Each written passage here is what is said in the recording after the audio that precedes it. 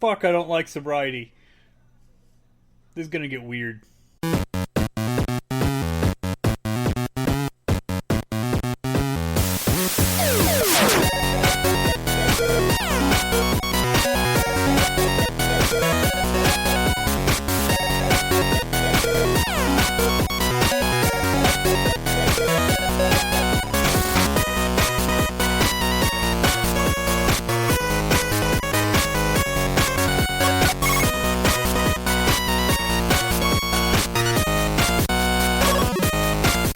Hail, salutations, and welcome, ladies and gentlemen, to another episode of the G.N.A podcast. I'm your host, Blue Shark 45, and today's a special day because it's Friday, and that means it's the end of the work week until you realize that you have to do taxes tomorrow, and then you have to get up early to go do some men's prayer group thing, and then you got to do Bible study, homework. And there's just so many things, and you don't have fun anymore because you're an adult. Welcome to the real world. But we're going to escape from the real world for a little bit, and we're going to talk about the fun things in life. But let's first introduce tonight's special guest. The man, the myth, the legend, the IT guy who lives in some other state that's colder and sees this precipitation that's called snow. We have Damok. How you doing tonight, Damok? Oh man, I'm doing good, but my adulting is very different than your adulting. It's the weekend, I kick the kids out of the house, and then I play video games all weekend. Isn't that child abuse? Or do you give them, like, winter jackets? No, there's no snow here. It's in the, mid-50s. They're fine, dude. They have jackets. I don't, not give them warm weather gear and cold weather gear, right? They're good. They have food and everything. They can come in for water when they need it, but... mandatory 9 hours outside. No, it's a mandatory 2 hours of outside playtime because, they need to get outside in quarantine. It's getting shitty. Oh, yeah, that's right. You guys are still locked down, aren't you? Yeah, we're one of the few states taking it seriously, and our death rate is not even close to everybody else's death rate, and we all wear masks and wash our hands. Yeah.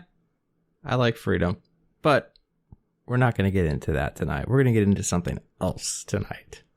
But first, this is G.N.A podcast, Games, Nerds, and Alcohol, and we have to talk about what Damok's drinking because Blue Shark's a wuss, and he's not drinking anything tonight because he took stuff for his migraine earlier. Oh, that's fun, but I just saw you drink something, so you could stir up first. Oh, that's why I'm not fun. I'm drinking carbonated strawberry flavored water. Okay. Okay. It's got a very light strawberry taste. You get past the fact that it doesn't taste like strawberry, like sugar water. I don't know. It took me a bit to get past this carbonated stuff because it's 0 calories, no sugar, no sodium. So... it tasted very diet-like in the beginning, but it's grown on me now, and I just, enjoy it. It's very good.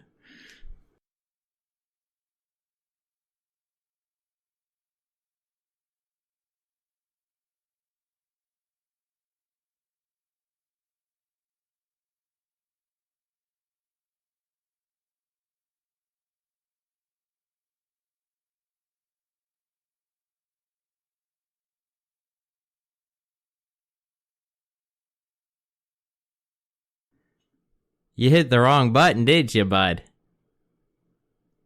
Oh, man. I didn't stop recording, though. I went to click on recording chat, not political voice, and I was like, oh, shit. I'm like, oh, we lost Damok for a second. Oh, man.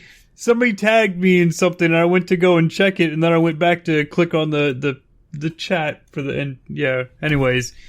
I didn't pause my recording, though. I just kind of went, ah. Good. All right, so, wait, oh, hang on a second, folks. I just got word. Now, let's go to Cecil. Well, I'm glad you asked, Blue. I've been chilling out. I've been trying some different drinks. You know what? I jumped back down into the vodka world. And if y'all, you know, I'm highly allergic to vodka, so I try to stay away from it. But I've been drinking some Kettle One, a whole bunch of Grey Goose. And then I went and I started drinking, some more Kettle One. And then I finished the Grey Goose. And then more Grey Goose, and more Kettle One, and then there was something in there about quantum physics, and I think I pooped. Well, that was completely useless. All right, Daymok, what are you drinking tonight, sir? Oh man, after all that, my head hurts. I don't like the things that he says most of the time. So I've just decided to double down and drink more Kraken over ice because this is going to be a rum night. Oh, that sounds delicious. It's that dark one, right?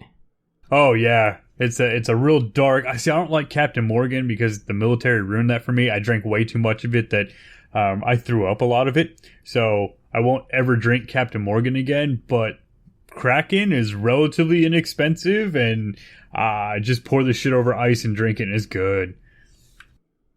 What about private stock from Captain Morgan? Threw it all up, man. Threw it all up. I cannot drink Captain Morgan. Captain Morgan has a very, very unique and distinguishable smell and taste, and as soon as I smell it, my stomach turns. See, I get that with, what's it called? I'm blanking on this. Jaeger. Because I don't like black licorice. And that's what Jaeger is. And so, no thank you. Oh, man. Jägermeister makes Daymok nicer. Like, fucking every girlfriend I've ever had be like, oh, if you want to put Daymok in a cuddly mood and he's super wonderful and nice and sweet, feed that motherfucker Jaeger. Don't overdo it. There's a threshold, right? Half a bottle. I do about half a bottle of Jaeger, and I'm cuddly and lovey, and I say sweet nothings, and it's a good time. I love Jaeger. Do you think it still would take half a bottle at this point? Yes, because as soon as I start drinking more than half a bottle, then it's like really drunk Daymok, like bad. But if I get to that half a bottle point, like I got the little sweet nothings going on. I'm cuddly, I'm lovey, I'll watch TV and have a great time. Be like, yeah, babe, this show's fucking great. I love it. Then yeah, I wake up in the morning and be like, oh man, I don't feel so great, but she's all in a lovey mood. Be like, oh, my beard smells like pussy juice.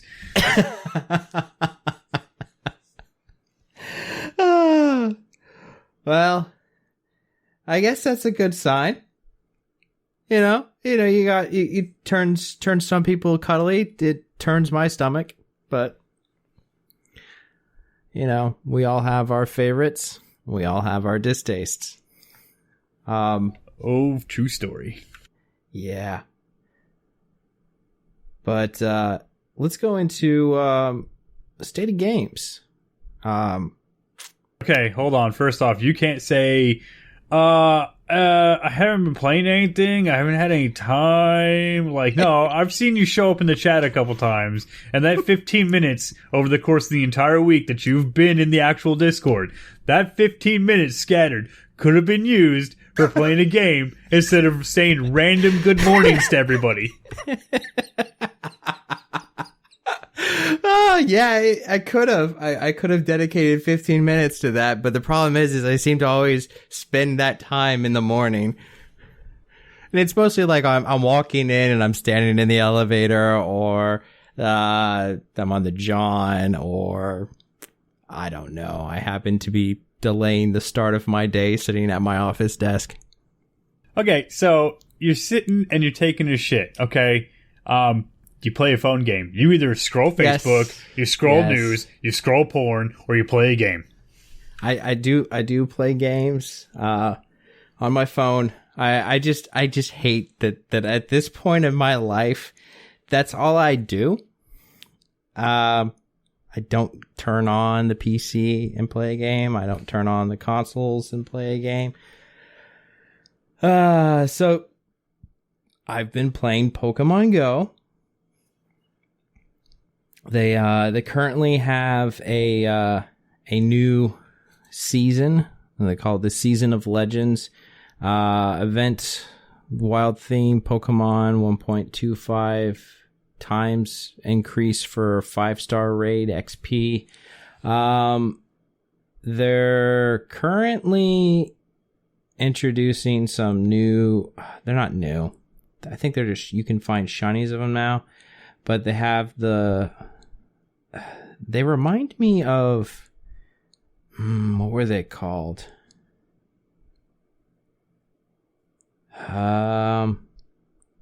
No, they were demons. These are probably more based off like gods, but there were demons, thunder and lightning, and Inuyasha. They rode on these clouds.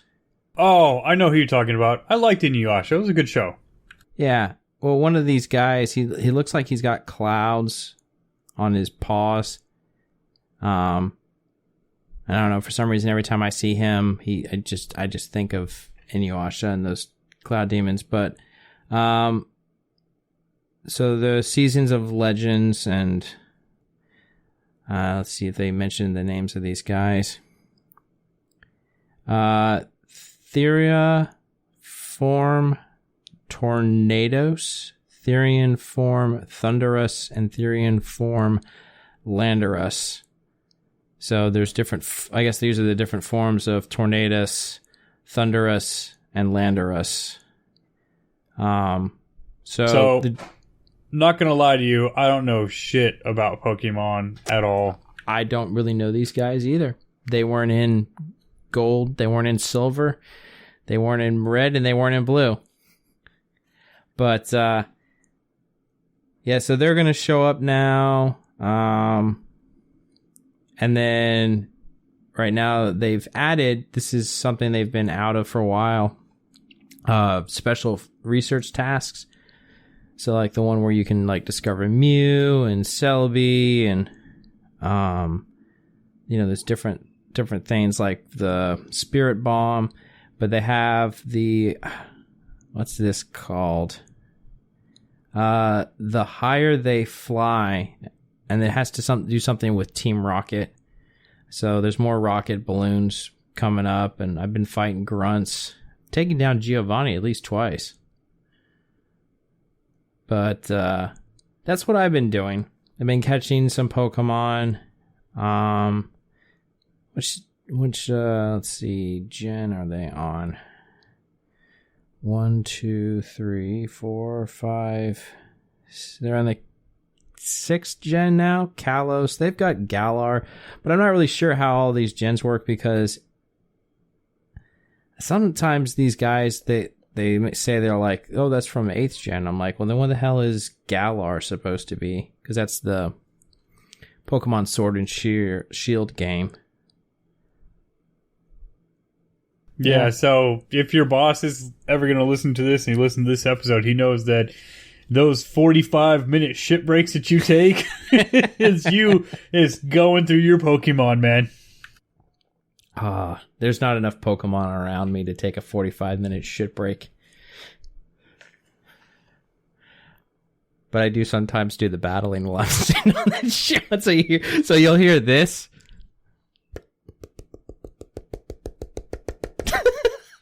Oh, man. That could be mistaken for a couple different things. Yeah, it could be. But what's your state of games there, Daymok? Well, I started getting back into heavily modded RimWorld. So I'm playing RimWorld again. Like I said, it's always the game that when I don't have anything to do, I fall back to RimWorld. And again, a new heavily modded playthrough. I'm playing it on a very peaceful difficulty this time. I think it's just regular adventure mode with Phoebe, Chillax, or whatever. And it's more I'm trying to get into like really beautifully designed bases. just doing dumb shit in RimWorld. Of course, I still have horrible mods installed, so I can commit atrocious war crimes, but it is what it is. Are you killing nursing home grannies and grandpas, or... Well, I thought I saw something one day that had to do something with like an elderly home or something. What was this? So one of the YouTubers that I watch that does a lot of really fucked up shit in RimWorld has a good time. He decided to make a nursing home, and it was pretty good. So he got all his RimWorld people that came in were all elderly, so they had problems with drug addiction and alcohol addiction, and their frail bodies and their limbs aren't working, and they have cancers, and some of them like they have dementia, and then he's trying to just take care of them, and it gets to the point where it's like, Jesus, man, these people are fucked up so bad, I can't keep this one person in bed, so you have to amputate both of his legs, then you have to amputate both of his arms, and he just kind of lays there. Then once he's cured of his addiction, he puts basic prosthetics back on them. So yeah, I mean, it really was as dark as Cecil said it was going to be. But it's a good show. If you watch it and come to the fucking G.N.A. Discord, legitimately, I'm always posting RimWorld shit. All right. Well, that, ladies and gentlemen, is a game that I probably won't stomach very well, because it sounds gruesome. No. It can be gruesome, but it doesn't. Okay, so the game is brutal, but not in the horrible way. Like if you get into a melee fight or whatever, you can get your eye punched out or something like that, and you can put in a prosthetic eye through the surgery thing. I just have the expanded war crimes mod that allows me to suture people's mouths shut and do other horrible things to them in order to make them comply with what I want them to do. Expanded war crimes mod. Yeah, it's like it's RimWorld War Crimes Expanded. Okay. Well, I guess this isn't what I was thinking of. I'm looking at it right now, the screenshots. I wonder what game it was I was thinking of. No, like, I mean, RimWorld, I wouldn't say it's cutesy art style, but it's not actually brutal art style, not high fidelity graphics but it's a fucking top-down colony manager that has, I'm going to use quotation marks here, advanced AI. And I mean, the AI is really good for a colony manager. It's much better than all the other colony managers I've played. I love playing colony manager games, so. Okay. War crimes mods. So there is some, you can turn on gore, I guess. Or no? Well, I mean, the game already has blood, but okay. I mean, blood just counts as as dirt, and dirt makes people unhappy. So, yeah, there's vomit in the game. So if somebody vomits on the ground, it counts as dirty, and any level of dirtiness brings down the quality of the area that the person's in. So blood and mud from your shoes and vomit and all that counts against you. But yeah, the War Crimes mod is just, you really have to get into the game and then realize that, God damn it, I want these prisoners to do what I tell them to do and stop doing weird shit. So I'll suture their mouths, I'll cut off a foot, and then I'll put in a pain spike. So every time they try and move past an area, it radiates a big metal spike into their spleen and just causes massive pain, so they go back to work. Yeah, War Crimes mod. They're really selling that one. All right. Well, let's transition into something else that's sad. So as many of you all are aware, we try to avoid topics that pertain to certain realms of real life, such as politics and religion. Well,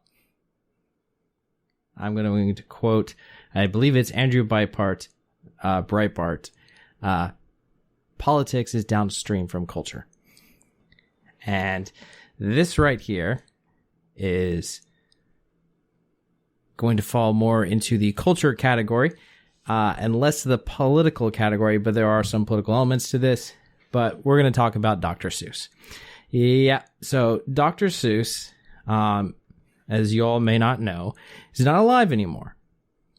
If you didn't know that, I'm very sorry, but that happened a while ago. His books are managed by, I want to say it's Dr. Seuss Enterprise.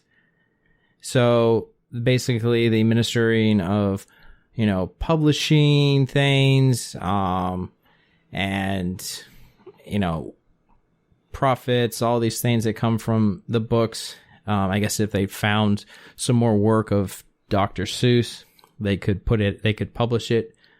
So these books are very near and dear to my heart, the Dr. Seuss books. I grew up reading Dr. Seuss books. I loved Cat in the Hat. I loved Green Eggs and Ham. If I Ran the Zoo was a good one. The Lorax. I mean, they made movies out of some of these things. It's the Who's down in Whoville. The Grinch Stole Christmas. These stories were awesome as a kid. And they were just like out there, rhyming with all of these made up words sometimes, but like even without his made up words, he still was a very, very talented writer. I don't know if he did his own illustrations. I think he did. But they always had these interesting caricatures of the different animals and the scenes, puffs of clouds for trees and stuff like that. But anywho, there was a group of people who did this study into Dr. Seuss, his books.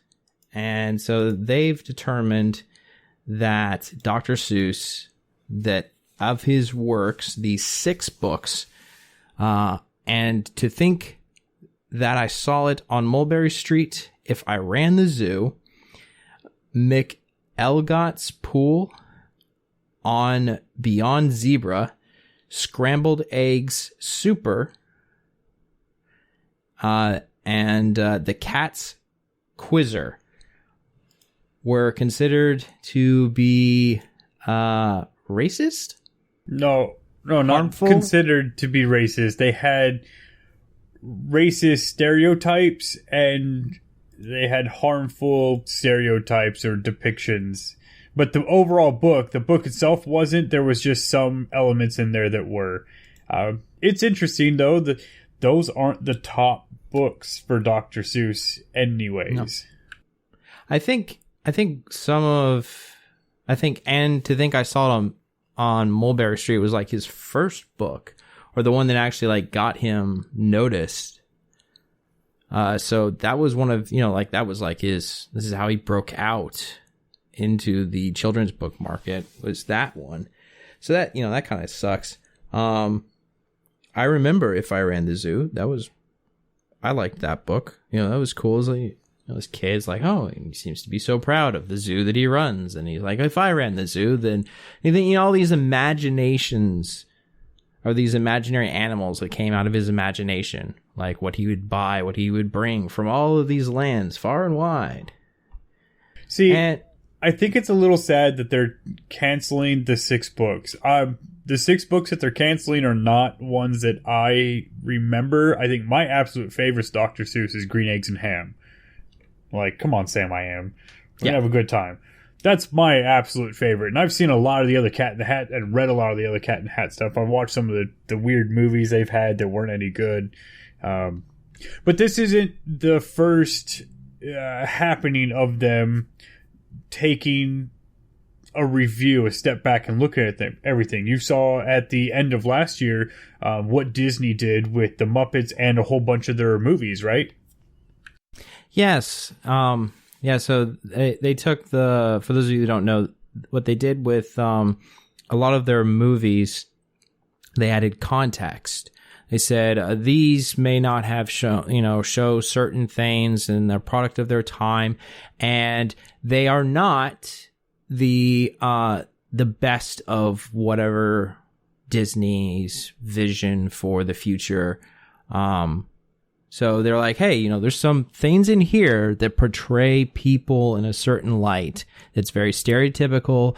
That was something that they did during this time that these things were made.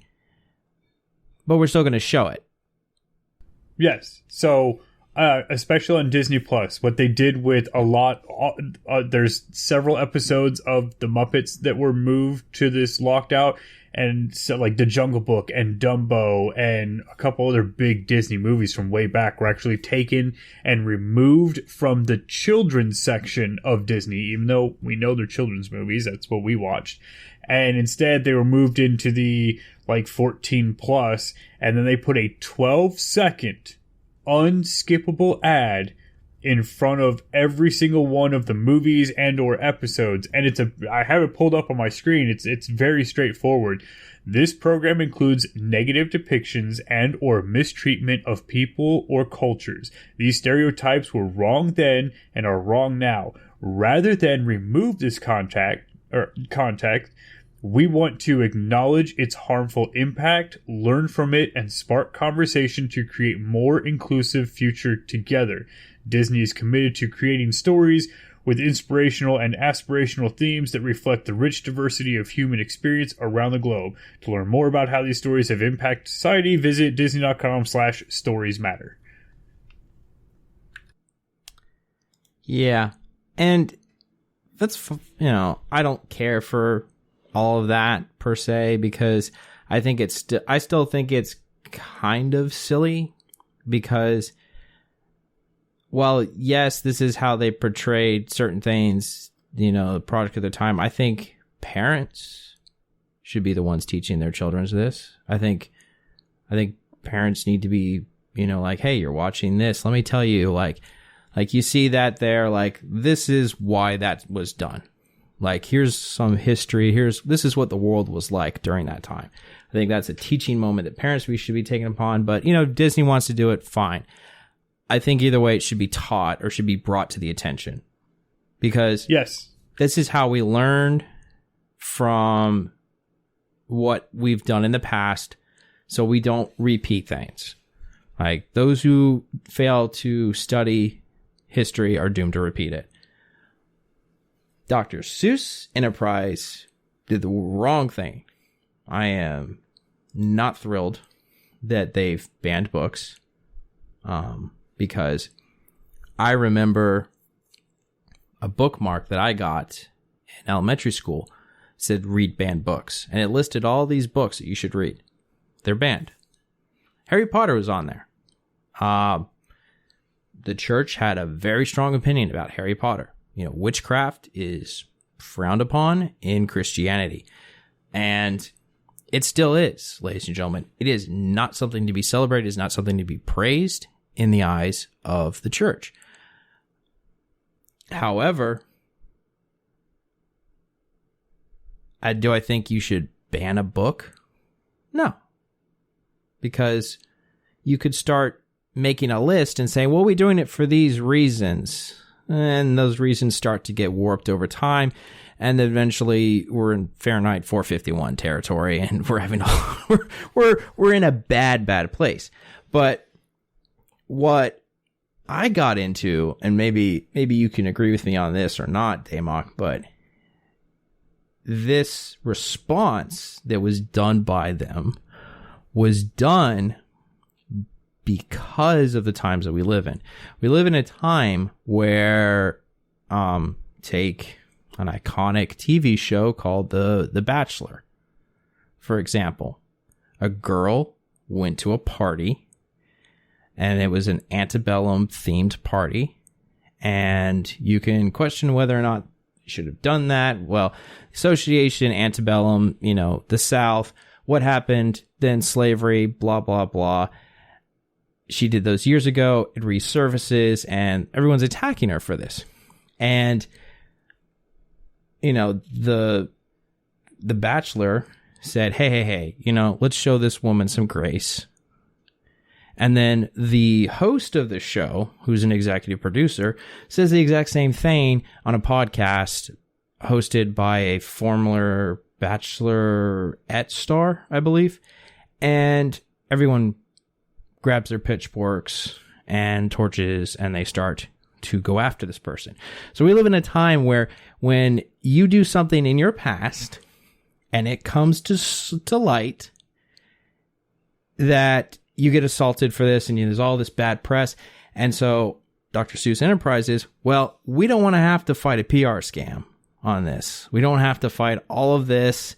Like, they're going to come for us. That's how I look at their reasonings behind this. They can say what they want, but I think the Times have painted their response, in my eyes. This is my opinion. You can disagree with it if you want to, ladies and gentlemen, but my opinion is because of the times we live in, where if you make a mistake in your past and it comes to light, the mob comes for you. So the mob was going to come for Dr. Seuss after Learning for Justice did its time to talk about Dr. Seuss. In light of a new study revealing stereotyped characters across Dr. Seuss's children's books published just before Read Across America Day, how educators engaged older students in critical discussions, or how can educators engage older students in critical discussions of this canonical author? And it's like, hey, this is how you can address these things. But like, this comes to light, and then you'll get some news outlet and they'll take it. They're like, Dr. Seuss is racist, horrible, and he's an evil person. So I do agree with part of what you're saying. The other part, I really think that Dr. Seuss Enterprises, or whoever's actually publishing the books, should have legitimately taken a page from Disney, recalled all the books that are currently in stores, and then have a voluntary one at home, and then maybe put a disclaimer page or two at the very beginning of the book that says, these depictions, blah, blah, blah, and then have it do like fucking Disney did, and have a goddamn link to something about a deeper discussion overall, like the Disney tour, the Disney Stories Matter, and it goes into a full-length discussion. Throw a couple pages in there at the very beginning of the book, call it a day, reprint the damn book, let people have the books. Yep. Instead, you have these books are no longer published, so the books skyrocket. I think these books probably would have cost you maybe $10, $15, maybe $20. They're now going for, I think I saw one for almost $1,200. So that was happening on eBay and all of that. And as of today, eBay has banned all sales of Dr. Seuss books right now. You can still buy them on Amazon. And yeah, they cost like $6 or $7 brand new, up to $15 if you get the larger picture book ones, because they have really nice bound ones because they did anniversary editions. Hardcover Amazon from part of Classic Seuss. 1950 hardcover goes for $779.95. It's collectible. But yeah, I'm going to go into my garage and dig up my Dr. Seuss books, and fuck, man, hopefully I have one of these banned ones, and I'm going to hold on to it for a couple years and then list that bitch. I would too. I don't know if you'll be able to still do it. But here's the funny thing is like I just went onto eBay, and If I Ran the Zoo by Dr. Seuss, first printing mint, 4,000 or best offer. 24 watchers currently. Dr. Seuss, If I Ran the Zoo, hardcore mini, $56. A mini. Oh, nice. Yeah, supposedly eBay came out with their statement today, and they've blocked the actual sales, so nothing's really going through anymore. And they've told people like, oh, like we've done this, but like I can click buy it now. No, you can. However, eBay still has to process the transaction. And then that's when they'll block you on it to say that it's you. So that, that's funny because I was like, I wonder. And let's see if I can. Yeah, there we go. Mein Kampf, 1939, complete and unabridged, annotated, $475. $158, $500. Oh man, you can get that shit hella cheap. Yeah, I would not go on eBay and buy mine. I wouldn't either. I mean, maybe like if these were like original printings of some sort, like I could see that being worth, like, if you're a collector of certain things, then sure, like, yeah. But yeah, like it's ridiculous, like, that's there. Yes, but Mein Kampf is considered an historical artifact to an extent, right? And it does come with a big stigma attached to it. Whereas Dr. Seuss books are not historical.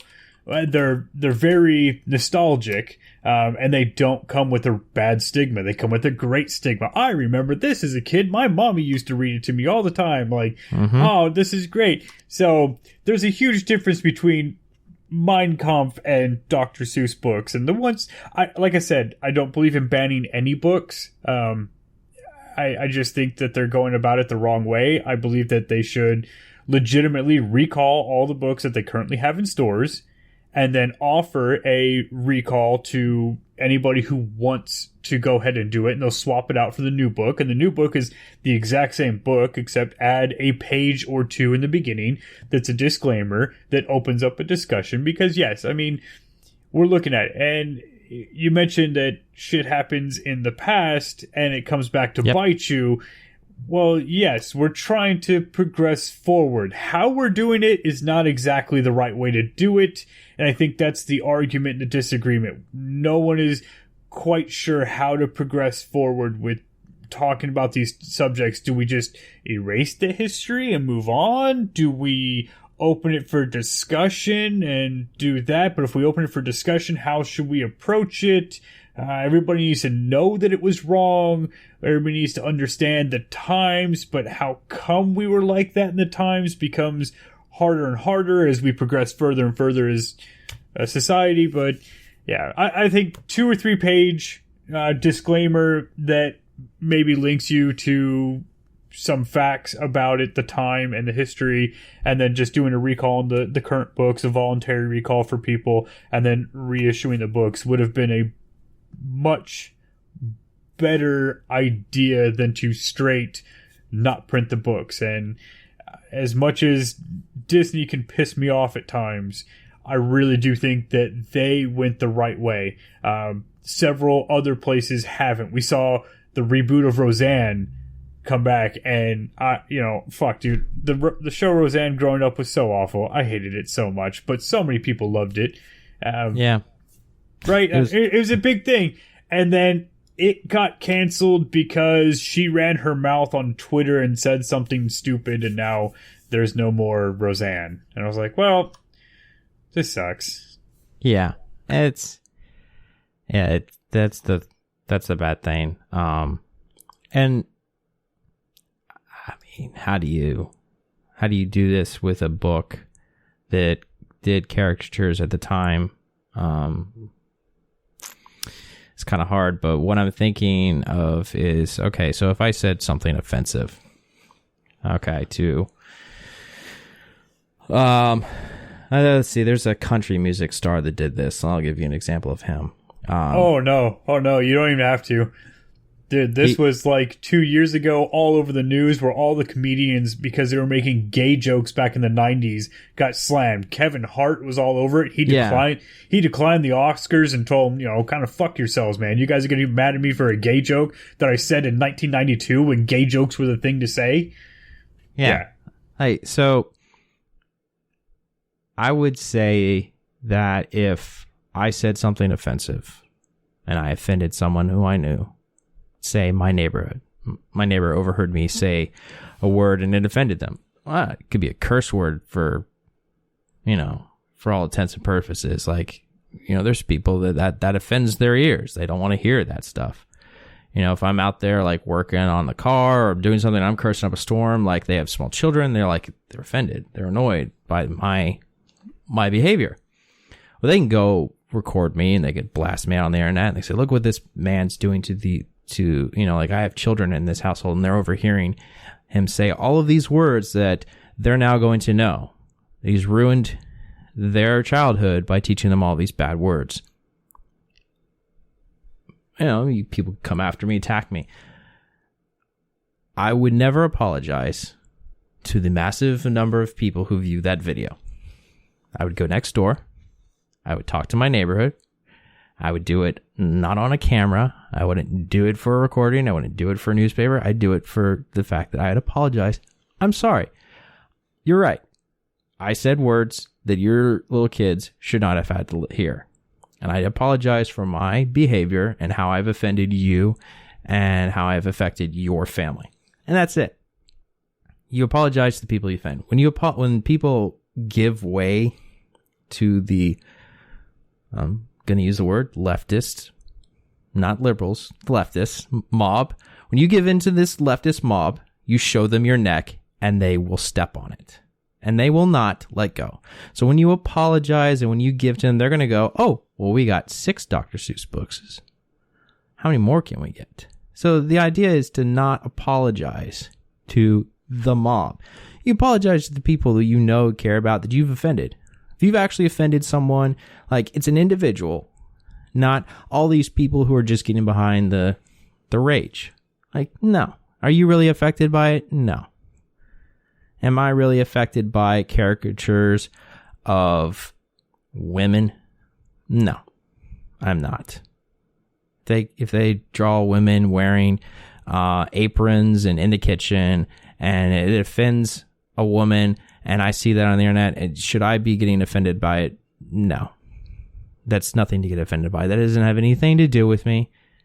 They can add a little caption above it says where they belong. That, sure, you could say that's offensive. Because that means that you think women only belong in a kitchen and they're good for nothing else. Have you seen the first episode of like WandaVision? No, I've heard mixed reviews about that. Like I've heard good and I've heard bad. And so I haven't delved into that. Okay, so spoiler, the first episode takes place it's a 1950s sitcom, but they actually have that. It's Wanda like doing it and they're watching the TV commercial and it was like, is your husband tired of you burning his toast? And it's the woman holding 2 things and now they have a much better toaster and the women are like, oh, this toaster's amazing. Yeah. Yeah. So I'm just thinking of that. It was funny. Yeah, and it is. I mean, it's, I grew up watching things like I Love Lucy and I Dream of Jeannie. Like, if you, so some people, could be like, oh yeah, that's where women belong. Like, yeah, I guess you could say that. But like, if someone put that on the internet, I have no right to be offended by that. Because it's like, how does that affect me? How is that like, oh, well, I'm not a woman. I'm a man. So it's like, I have no right to go after someone and be like, oh, we're going to cancel you. Like, no. See, so that, it's the people that you would that these people, if you directly offended someone that you cared about, that you hurt their feelings, your coworkers, like people that matter, physical, reach out and touch, they're in my community, these people, the internet's blurred that line, the community's this massive radius now. It's not this tiny thing anymore where it's your town, your job or your neighborhood. It's this world. And you don't owe everyone an apology. You owe an apology to the people that you care about. And I guess it gets a little bit harder when you're rich and famous, but at the same time, you give to these people, there is no forgiveness. The people that really are offended by these caricatures that Dr. Seuss had, these portrayals, they'll burn Dr. Seuss books. There's people that are going to do that. And then there are other people who are going to go, yeah, well, like you should probably just talk, put a disclaimer in there, or yeah, you should sit down with your kids and be like, hey, this is why this is this. But like those people that are just going to be filled with hate and rage because of a caricature, there's no forgiveness for these people. They just want to cancel. And that's why you get this stuff. It's because they'll go for your neck. But showing them your neck is an apology. I'm afraid, ladies and gentlemen, this is only the beginning of the Dr. Seuss book fiasco. No, you're talking about that angry mob, and I got it. That angry mob right now is jumping curbs and hitting robots. Yeah. So Axios has got an article about sidewalk robots getting legal rights as pedestrians. You wanna tell the lovely people about this one, Damok? I mean, it's pretty straightforward. They have these awesome little delivery robots that go about 12 miles an hour. They are about 550 pounds, or the size of a small suitcase. And they're starting to use them as delivery robots. And people are not happy about seeing ground transportation robots delivering packages. It doesn't say exactly what they're delivering. They're not for Amazon or anything like that. But yeah, these little suitcase sized 550 pound robots that go 12 miles an hour are legally allowed on sidewalks and have the exact same protection that pedestrians do, but only in some states. Pennsylvania, Virginia, Idaho, Florida, and Wisconsin have all passed legislation saying that that's it. They're the same as hitting a human being. If you jump the sidewalk, you're fucked, bro. But so I guess the problem comes is Amazon's delivery drones, or a delivery drone service and when I say drone, because the robots would also be drones, right? But when I say drone, I'm thinking flying services. You know, it would be an aerial drone for package delivery and all of that. We are at best guess. Like best case scenario, we're 5 years away from that. Worst case, from what Amazon says, we're 7 to 8 years away from 7 to 8 years away from it. 5 years at best, 7 to 8 years at worst. So they're trying ground transportation, but it's from this Starship Technology is doing it. So it's interesting. It's only in a couple small sections of major cities for test purposes, but people don't like robots on the sidewalk. I guess the big fear is from all the movies that these big, super fast robots are going to be zooming up and down the sidewalk, and you as a human are going to have to jump out of the way to make sure you don't get slammed by a robot. But, you know, I mean, what are you going to do? Jump out in front of traffic? I mean, you're fucking stupid if you're... The robot goes 12 miles an hour tops right now. I mean, it could get faster later. But if a robot injures a human... A, it violates a couple laws of robotics there, and B, that company that owns that robot is fucked. Yeah, but so here's you talk about like, oh, they're gonna go like so fast. All right, let's say for the next 150 years they stay at 12 miles an hour. Here's where I see the problem. You know what I saw a lot last year around a month from now and continuing into the summer? I saw the Amazon truck a lot. I saw the delivery drivers. I saw all of these delivery of packages from Amazon, FedEx, UPS, USPS, and I saw cars dropping off groceries. I saw all of this stuff. Go. Here, there, move. All this. Everywhere. My God, they were everywhere. All right, well, let's replace them with a fleet of drones. So, you know, that nice little sidewalk you like to take a stroll on, and, you know, now you're going to have, like, instead, like, we're on the sidewalk to get away from the traffic, to keep people away from vehicles, to protect pedestrians.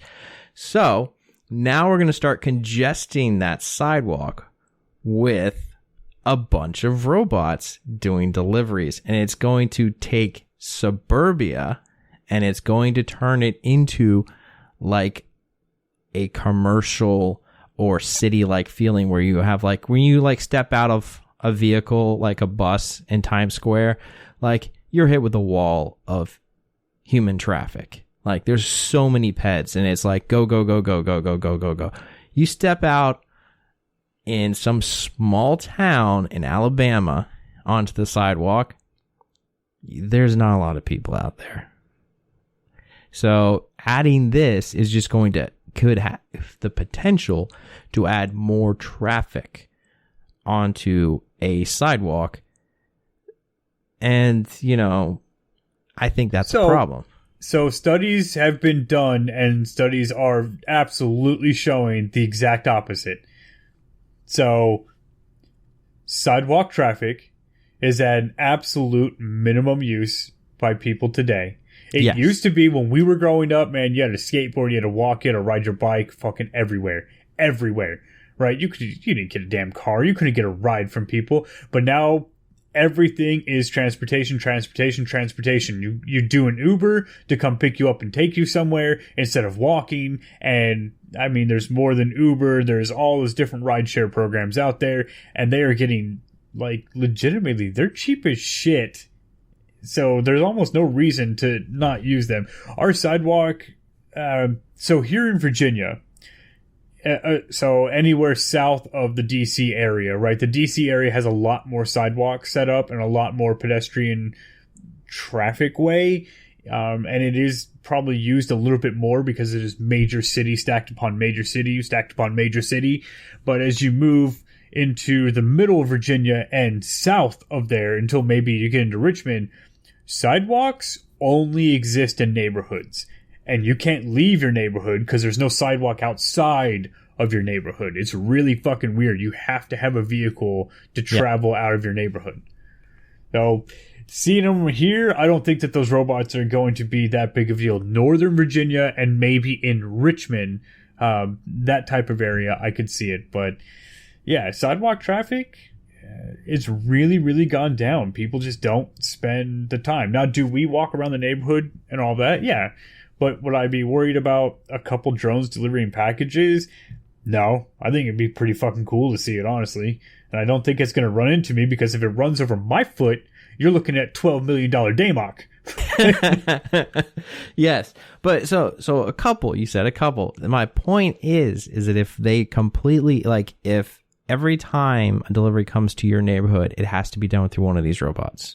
Let's say they become so FedEx, USPS gets into this game, UPS, Amazon, LaserShip, DHL, like all the delivery people, like they use drones. And let's say, like, you know, our economy is evolving.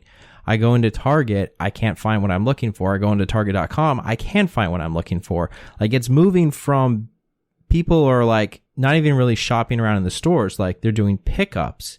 So it's prepaid. They walk up to the cash register. They say name. The person grabs it, hands it to them. I went to a Target. They had one cashier, one traditional cash register open, and they had two people manning customer service / checkout. Yep, and they that's the same Target here. They were grabbing things, handing it to people, and they were leaving. So, like, people are going away from spending time in a store to now delivery or you know, like drop it in my vehicle. Like before COVID hit, Target had spaces where you parked and they brought stuff out, stuck it in your car and said, hi, have a nice day. Thank you for shopping. And they drove off. A lot of places did that. Yeah. Yeah. So like this is before COVID, but now COVID's hit, and, you know, like places like Virginia where, like, I'm sure like you guys are probably still pushing hard, like you can't come inside, or like, you know, like contactless, you know, handoffs or deliveries of some kind. Like, you know, like it's becoming more and more of a thing. Now, does it continue to go down this path? I think it does, because I think even before that, I think it was getting delivered. It was getting shipped. I mean, there's people who are, you know, like you walk through a neighborhood and it's package, like almost every house. Like this wasn't just Christmas time. Like this is like during the normal times of the year. Like people are ordering more online. There's subscription-based services. Amazon, hey, sign up with us and, we'll save you on shipping. Walmart has a similar thing. I don't know if Target has one, but like it's moving towards a delivery based service economy where things are delivered that you purchase online. You buy clothes online, you buy this online, that online. So you're saying that like it's a new concept, and COVID helped boost it. Yes. But Amazon's been killing brick and mortar for 20 years. Right? Amazon's been shutting that shit down, period, left and right for 20 years now. This is nothing new. COVID made everybody else adapt to the Amazon model. And whether or not that's a good thing is definitely debatable. I will tell you that it's the greatest damn thing that I've ever had. We have our groceries from Publix delivered, our Costco orders delivered. I get all my shit from Amazon, Target delivers, Walmart delivers. Everybody delivers, man. I'm like, I don't really have... Chick-fil-A delivers. Dude, Chick-fil-A, oh my God. I like not that Grubhub, fucking chicken wrap. Chick-fil-A.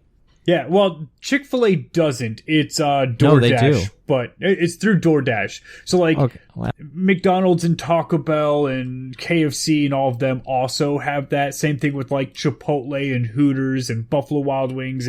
They all go through DoorDash and or one of the other 5 fucking companies now that does it. Around here, DoorDash is the big one. Okay. But yeah, they order it, and then the person goes in and scans the order through their phone. They pick up, and now you get the bags that have that piece of tape or that sticker over it that says, like, sealed bag for quality. That way, if it's ripped open, you can immediately complain and say, I don't want it. Yeah. I mean, it's fucking nice, dude, because traffic in this area, and I don't know about where you were at, but here I am in Virginia, and my area of Virginia, all they're doing is building houses upon houses upon houses. Yep. And right now they have 19 projects around my house to expand the roadways and smooth the traffic congestion, because a year ago it would take me an hour and 45 minutes to get home. To go 29 miles would be an hour and 45 minutes because of all the traffic congestion, all the red lights I had to sit at. Just that fucking bad. Now, fuck it, dude. Everybody's sitting at home. They're teleworking, and it's only the people shopping who are going out, and I love it. Like, I love it. I really, really do. I know other people hate it, and I know what it's going to do. It's going to cost... It's going to cost jobs, flat out. But we're going to move towards $15 minimum wage. We are going to move in that direction, whether people like it or not. It doesn't fucking matter anymore. So the stores around here all do $15 minimum wage, right? Target has adapted it across the board. So yeah, all Targets are starting to pay $15 minimum wage. Chick-fil-A is paying a lot more now. I think they're up to almost 15. The Sheets, the gas stations, all of that in this area have already switched over. Publix, the grocery store, $15 an hour. And that's Publix as a whole. So every single Publix store, they switched to that. But what have they done? Exactly what you were talking about. There's one person running the fucking cashier, maybe 2 if you're lucky. Then they have a couple people in guest services, and then they have 40 different self-checkout machines with one person spraying it down with cleaner and calling in the next person. Yeah. But so that's the thing. So like if they move towards doing this, like you're not going to see a couple of these robots. Like a couple of robots, okay, that's fine. But imagine when everyone's getting everything delivered, where we do move completely away from the brick and mortar model, where you go to a web page and that's how you shop. Where I remember like, how old was I? 12. I remember going on the internet, and I remember, I think it was called, I wonder if they're actually, I wonder if they're still open. So I remember airsoft guns. Oh, yeah. I had a thing for airsoft guns. And, yep, they're still there. Airsoft Atlanta. So I remember Airsoft Atlanta's, their front page, what they had, you could see so many different things. I remember they showed pictures of their store. and they were it was a great store. Like, I remember having to look up stuff, a lot of stuff, and like you couldn't find what they had. You had to go to a place, but there were certain places like this, like Airsoft Atlanta, that dedicated time to a web page to put their entire store through their web page. So it was like, oh man, I wonder if they have, and look it up. Boom, you can find it. Gun stores have started doing this. They've done, like there's certain, I think still the best one isn't technically a store. It's Gun Broker. And it's more of like, hey, you want a gun? And like, it's kind of like the Amazon, it's like the Amazon of guns. You go on there and you can find different like weapon parts or weapons, and all you have to do is you get it shipped to an FFL. Right, and all of that is automated in their system now. Yeah. So it says you punch in your address, it finds the closest one to you that's going to charge the least amount of money for you to have it transferred to them, and then you just have to go and pick it up and show proof of, age and verification and all that shit. That's right. Yep, does it all for you now. It's really fucking nice, man. You want to buy some guns online, and that process ain't so bad anymore. But I remember there was a place, I think it's called Shooting Gallery or something like that. And it was a local store where I grew up, and they had a webpage. I was like, oh, cool. You know what was on the webpage? Their logo, their name, contact information, address, store hours. That was it. It was like, oh. So if you wanted to shop, you had to go to a brick and mortar. But I think if all these stores go, like, instead of having to pay overhead for, a place like this, like, I could just turn my home into a multi-use facility, or I could rent, like a storage facility and organize it in such a way that I just have to go there at the end of the day and start pulling things off the shelf with another worker and package, box it up, and ship it out. I mean, heck, anytime you order a gun, like it's never the fastest, like from order to package to out the door onto the shipping truck. Like, it always takes a while, but like you could look at stores like, oh yeah, like come buy my, like cookies or like this or that. And it's like, it gets delivered to you. Like, yeah, I can still see mom and pop shops, local shops, like, or like a Publix or something like that. We're like, oh, I need a birthday cake today. Like, I go to the bakery and I can get a cake, cause they have cakes lying around. Oh, dude, you still do that all online now. And if you want your picture or whatever special cake design, you can do all of the features online. They have a really, really, and not just Publix, I'm sure all of them, they have a really awesome integrated cake design thing that you're like, oh, I can make it do this and this and this. I could spend fucking 6 hours trying to design a cake. Yes. But so if we get to that point where it's all delivered, everything's delivered, you ain't gonna use that sidewalk no more.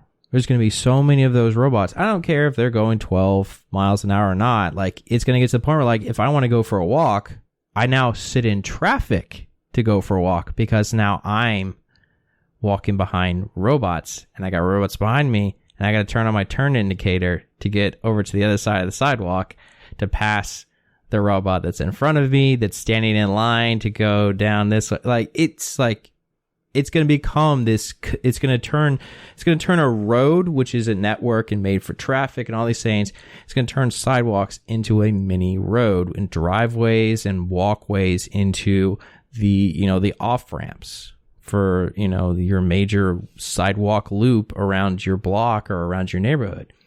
And it's going to get crowded. I don't think so. I'm not seeing it the same way you're seeing it. All right.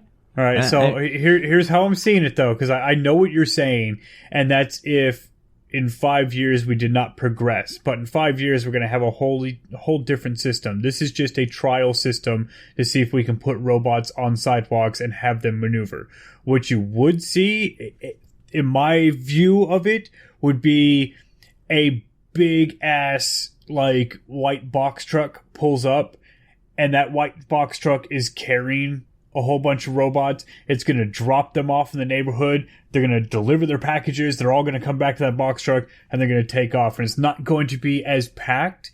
I think people, instead of we're going to get to that, oh man, Amazon's 2-hour delivery is the greatest fucking thing in the world. I think that 2-hour delivery is going to go away, and they're going to have a big time slotted window where your neighborhood is going to be slotted for all deliveries between 1 p.m. and 2 p.m. And then a truck or an individual Amazon car that has a whole bunch of packages is going to have an onboard robot. It's going to pull up to your house, robot will load it up, dump it, take it to your door, go back. And that's if we don't start using aerial drones in 5 to 7 years.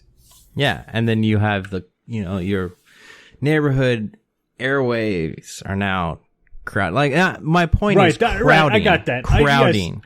That's what I'm getting at. All this excessive crowding, so it becomes, because it's like people go to the suburbs to get away from the crowding of the city. Like, I don't want to be dealing with all of these people. I don't want to be stacked on top of someone. It's like some people are like, I don't want the suburbs. I want the boonies. I want like, I can see you coming up my property and I got my shotgun, boy. Like, like some people want that. Some people want the suburbs. Other people like, oh, I love how everything's so close, but I'm stacked on top of my neighbors. It's just so great.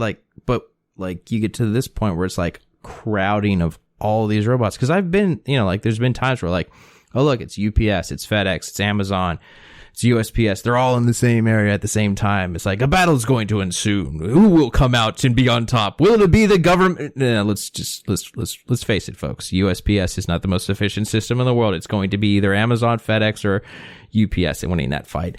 But it's Amazon. It's Amazon winning the fight. They're crushing it, man. Battle bots. No, but okay. So I'm from the Bay Area, California. Right? Uh-huh. We take BART up to fucking the city being San Francisco.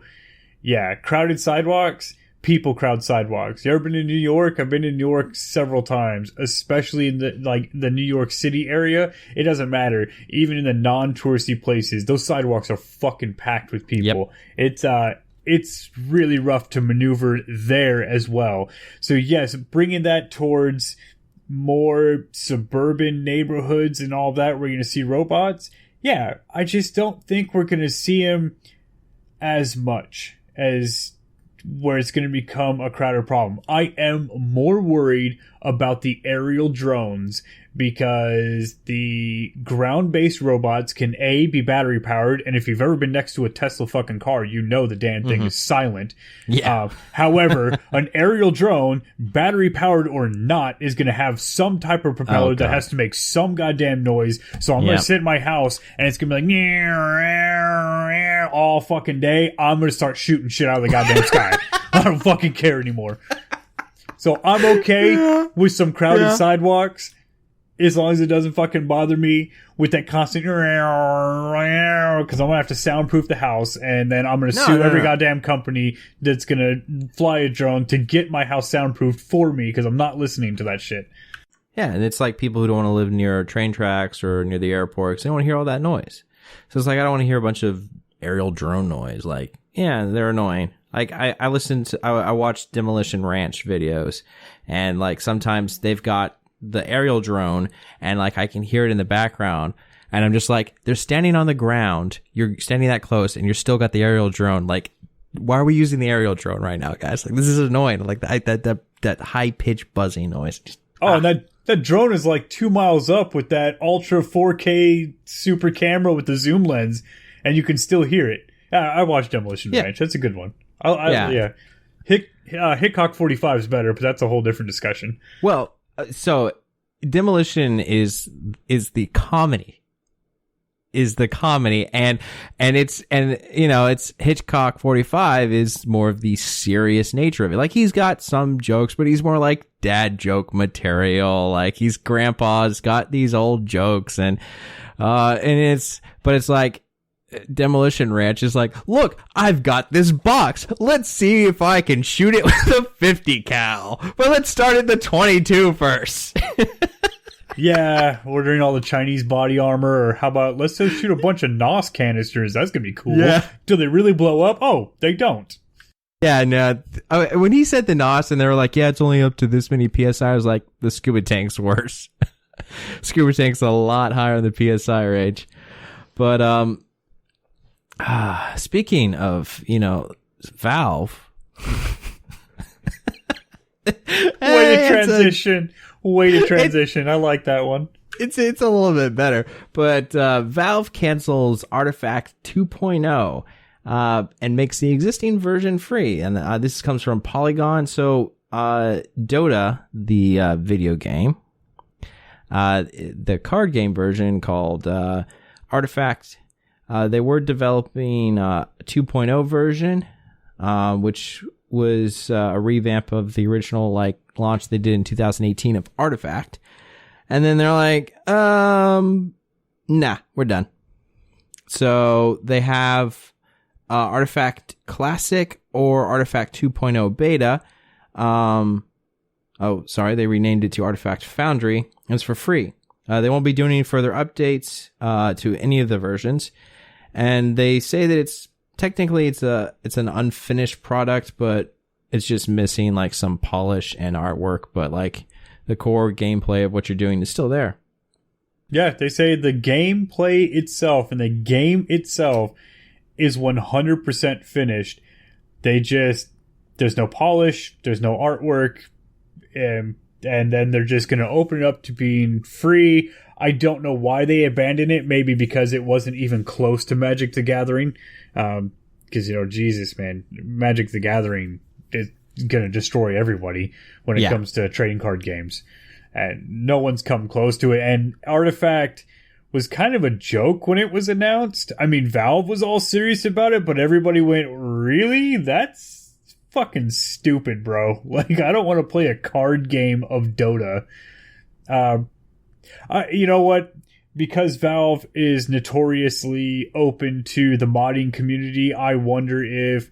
Because they've already said they're not going to update it. They're done updating. They don't care. The devs have abandoned it entirely. Here it is for free. They don't care. I wonder if they're just going to let the modding community take it over, polish it up a little bit, throw some art into it, slap it there, and then if it gets popular or something like that, certain mods, then they'll do what they did back in the mid to late 90s where they bought everything, right? They bought Counter-Strike and they brought the entire dev team of Counter-Strike as Valve employees and all that kind of shit. Valve's kind of notorious for doing shit like that. Yeah. Let the modders take it and then they hire all the modders. Yeah. I think it's kind of a smart play because if no one really is into this, and I mean, I wouldn't even, you went Magic the Gathering, but I went Hearthstone. I'm like, yeah, Hearthstone's more popular. Maybe it's not as, maybe this is a little more complex than Hearthstone is. And it's more on the, in line with Magic the Gathering's complexity. But, I think it's a good idea. Like you said, mod it. People people got time or want to be like, hey, look what I can do. And they get hired by some studio, and polish up a game. I do like this one comment here. It says, let me fix that headline for you. Valve cancels game nobody knew / remembered / care existed.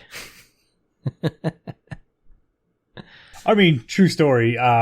When they announced it, like I said, it was an absolute fucking joke. I couldn't believe it. It was like a brand new game by Valve. And we're like, oh my God, they're releasing a new game. It's a totally new thing. And we're like, oh shit, it's all exciting. And then it went Artifact. And we're like, oh, what the fuck is Artifact? A Dota 2 trading card game. And everybody just went, seriously? Get the fuck out of here. It's kind of like how, what was it, Bethesda's Skyrim mobile version. I'm like, really? Really, guys? Really? So you got it all hyped to talk about the mobile version of Skyrim. And then they did it with Diablo, and I'm just like, oh my God. Why? Why are we doing this, folks? Oh, man. And Diablo 4, from what I've seen, I don't know. I'm more interested in the Diablo 2 Resurrected, but even then, I'm like Cecil in that regard, where I'm excited for it, but I'm super skeptical about it, and I think he's right. It's going to come out. I'm probably going to buy it after a couple reviews, and watching some gameplay footage of it if it is legit like they're trying to advertise it as, but I'll burn out on it in 6 hours and not pick it up ever again. Yeah, I mean, it's this obsession with, oh, look at this universe, this world, and all these things that we've made and we spent so much time on. Let's continue pushing down this path and try to milk this for everything it's worth. It's kind of stupid. Like, Galaxy Outlaws is Black Ocean Audio is an audio book. And they might have done printed of this, but I have it as the audio book. But it's by Mikkel Naramore, and it's kind of inspired by Firefly. And I thought it was interesting. I've never watched Firefly, and I know everyone who hears that, every time they hear it, they cringe a little bit. But like, branch out. Like, make a new world. Like, let's stop like, oh, let's turn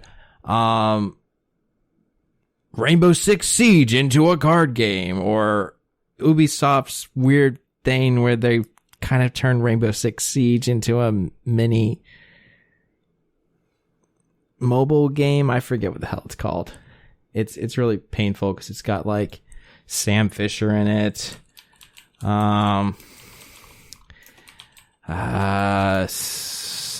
that?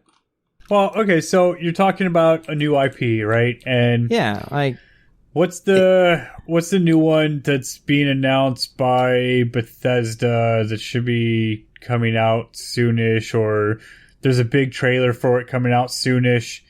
It's tied into it. I want to say like Starbound, but it's probably not. Star Theory, some shit like that. They did that. Blizzard came out with a new IP several years back, and we have Overwatch, and that's now a shit game that I think it's banned from all the esports stuff now. Yeah, I mean, but there were a lot of people who enjoyed it. Like, I bought the game.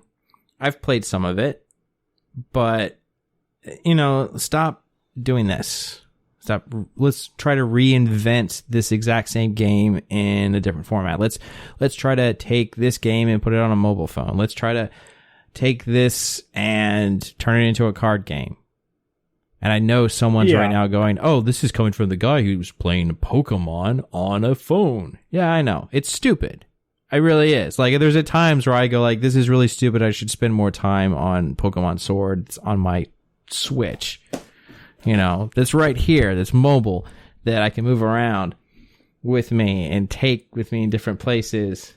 But, it's kind of weird when you go from your desk at work to a poop break and you're carrying your Switch, questions will be asked. And I don't have cargo pockets in my work outfit, so I can't really do that, folks. But anyway, like, I feel like they're staying inside the lines too much when they do stuff like this. Like, it's like, go outside. Like, there's different things, like George Lucas created Star Wars. He saw all these movies and read all of these books, and he made Star Wars. And then people came on down the road and kind of ruined it with, the sequels. But there were like all these books that were inspired by Star Wars, but like there have been other things that have been inspired by Star Wars that created other worlds, other universes. And that's what I think they need to do with games, because I liked Splinter Cell. And when Splinter Cell went silent after actually, was that? No, it wasn't Chaos Theory. That was... Oh, man, they had so many Splinter Cell games. I lost count. I played the first 3, loved them, and then I don't know what happened. Yeah, so I thought it was Chaos Theory, but it was actually Splinter Cell Double Agent came out. So it was 2006. Okay, so that came out. Let's see. Assassin's Creed, the original game. When did that come out? Oh, long time ago. Early 2000s? I've only seen Valhalla. No, I don't want the film. I don't know the latest. I want to know the original game. When did it come out? Blah, blah, blah. Prince of Persia, Sands of Time, blah, 2007, November 13th. Yeah, so they came out with Double Agent for Splinter Cell. I played it. I liked it. Splinter Cell went dark. But I saw Assassin's Creed and I was like, oh, this looks interesting. And I got involved in that. Like, if you just stay like down this path and just keep remaking, you're going to run out of ideas. So wait, which game did you say went dark? Splinter Cell Splinter Cell. It was Double Agents, and then for the longest time they teased things for Conviction. Right, and then that was in 2010, and then Blacklist in 2013. Yeah, but because they were going dark on Splinter Cell after Double Agent, I got into the Assassin's Creed stuff more and more and more. Because I was like, I wanted that fix of that stealth action like game, which Splinter Cell had strategy, hiding, blending, into the darkness. Instead, I was hiding in plain sight. I was climbing rooftops. I was, blending in with crowds, hiding in hay bales and stuff like that. So, they need to create something new. So, I get why people are like, yeah, Dota's more like, I don't know anybody who plays a game like Dota and goes, it would make this game so much better if we played it with cards. Like, what would make Skyrim so much better with all these mods? If I could play it on my phone and not apply any of them. Dude, you can play Skyrim on Alexa and like legitimately it plays. But like, it's, I think Valve, I like this decision. We're done. Move on. Go do something else. Like, well, I mean, look at it. So Magic the Gathering had like 3 or 4 failed launches to get a gaming platform on PC for the game, period. Pokemon, as shitty as the application was the Pokemon trading card game worked on PC with no or little to no issues, and people were playing it. Then look at Blizzard. They jump in and they have that, what the hell's the game called? Hearthstone? Yeah, Hearthstone, whatever the fuck it was. And that just printed money for the longest time until it got to the point where it got too big for its own good and they couldn't patch and change rules without completely breaking the game and then wiping people's inventories. And so now it's a dead game for the most part. You can watch YouTube videos and build a very specific deck that's practically unbeatable unless they build a deck specifically to beat the exact card. It's a mess now. You can't just play it to have fun. Valve jumped on board and started making the Artifact game, years ago, and I guess it was pretty popular when it first came out with trading card player people, but it never got as big as Hearthstone. Hearthstone started dying out years ago, and I think to me, it's a dead game now. I don't know anybody who really plays it. The only other game was Magic actually launched its Magic the Gathering PC for Windows, shit, and it was good. I played the shit out of that with Zyber and a couple other people, and it was good. I was able to transfer all of my current decks directly into the game, so I didn't have to spend a whole bunch of money in the game to do it. And I was like, man, so they came out, and I think they crushed Hearthstone, they crushed Artifact. there's no real reason to get into the game. Magic has it. Magic is always going to have it. There are other trading card games, but they're never going to be as popular until Magic shuts its doors. Yu-Gi-Oh's taking over. It's going to be the best. Yu-Gi-Oh! Is surprisingly popular, man. I had no fucking idea until I was taking the kid to the Magic tournaments on Friday nights and Friday or Saturday nights. And I was taking her down to do those once a week. And wow, they had big Yu-Gi-Oh! Turnouts. And I was like, that's kind of weird. There's more people for Yu-Gi-Oh! Than there is for Magic. And I mean, they're much smaller audience, or much younger audience. There's a bunch of parents that hang out with us at the bar down the street, which is fucking great, because, like, it's, I should say down the street, it's like 4 doors down from the game store. So we drink at the bar, they play their Magic shit and their Yu-Gi-Oh! Shit when they're ready. We just pick them all up and take them home. Yeah, that was the first card game that I focused on. I think for Pokemon, I got the trading card game on a disc. Played that for maybe 3 hours at most. I had and then that was like, oh, and I tell my buddy, I was like, oh, we're doing this wrong. When we were collecting all the cards, we had the boosters. Like, I did Pokemon for collection. I didn't do Pokemon for fights or, matches. The card games. No, I didn't do that. That's not what we did. But when it came to Yu-Gi-Oh, we got into that. The TV show, and then we were like, and then we got the trading cards, and we fought. And I remember I bought sleeves, and like it became, instead of like Pokemon was in a binder and kept in sleeves in a binder, Yu-Gi-Oh was kept in a box, and I sleeved my cards. Heck, I love my cousin so much. He's such a cool dude. I almost said little. He's not little anymore. He's in college. But I remember he gave me a Yu-Gi-Oh deck, and I remember looking through those cards, going, "Oh man, that's cool." And I remember looking through one of them, and was going, "Oh man, I had the Japanese version of this one." It's like, oh, so that's what that said. But like, yeah, that was my first. This was my first step into the trading card game world was Yu-Gi-Oh, and I may have dated myself doing that. Bro, I'm getting closer and closer to 40, so yeah. But on that note, Damok, why don't you tell the lovely people where they can find you? I exclusively troll the G.N.A. Discord. You can always find me in there.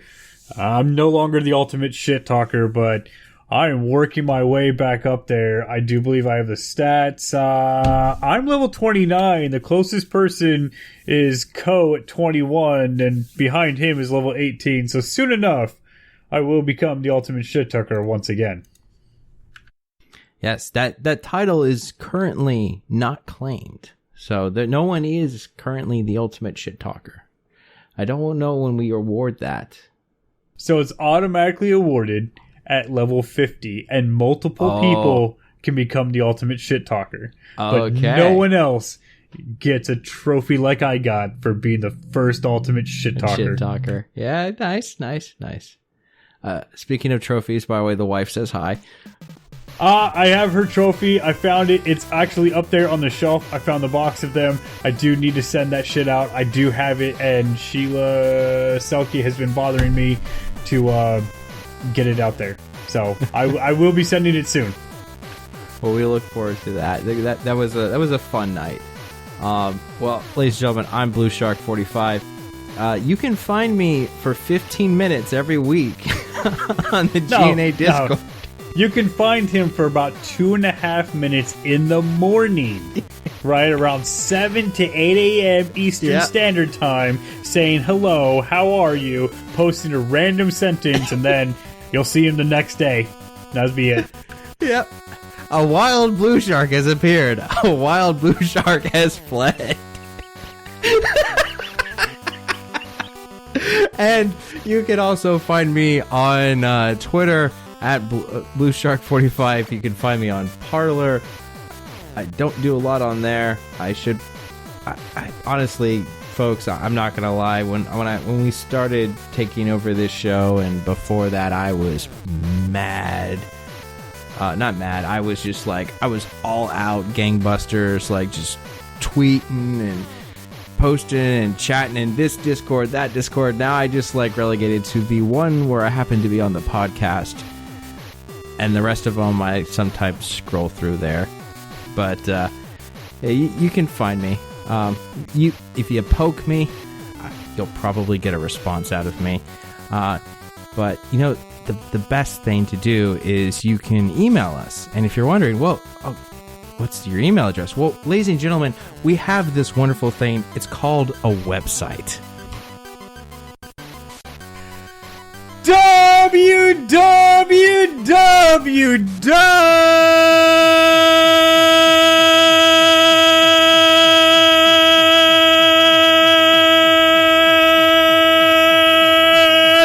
Whoa, that hurt a little bit. I don't know what a website is anymore. I'm quite forgetful at this point. This rope's kicking my ass.